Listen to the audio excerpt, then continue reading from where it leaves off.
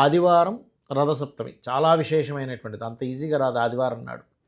అలా వచ్చినందుకు మనం ఆ రోజు మనం ఏం చేస్తాము, సూర్యభగవానుడి కోసం సూర్యుడిని ఆరాధిస్తూ ఆదిత్య హృదయం చదువుతూ సూర్యభగవానుడికి పాయసం నైవేద్యంగా పెడతారు. ఎందుకు పాయసమే పెడతారంటే పళ్ళు చిన్న పళ్ళు ఉంటాయంటారు సూర్యభగవానుడికి, అందుకని పాయసం నైవేద్యంగా పెట్టడము. మరియు ఒక చిక్కుడుగాయలతోని దాంతో రథంలా తయారు చేస్తారు. ఆరు బయట పొయ్యి పెట్టి సూర్యుడు ఎదురుగానే చేస్తారు కదా పొంగల్ అనేది. ఎందుకంటారు? ఆ రోజు ఏంటంటే అమ్మ చెరుకు గడలు చెరుకుతో కలుపుతారు, బెల్లం వేసినటువంటి పదార్థాన్ని పిడకలతో వండుతారు. మనకి ఏంటంటే మనం ఏ పదార్థంతో వండుతున్నామో ఆ పదార్థం నుంచి వచ్చేటువంటి అగ్ని మూలంగా కూడా మనకు కొన్ని అనారోగ్యాలు నయమవుతాయి.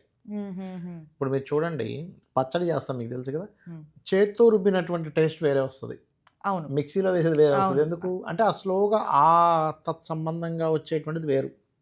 మీకు అంతదాకా ఎందుకు, మీరు కర్ర పొయ్యి మీద వండినటువంటి దానికి నార్మల్గా వండిదానికి టేస్ట్ మారుతుంది.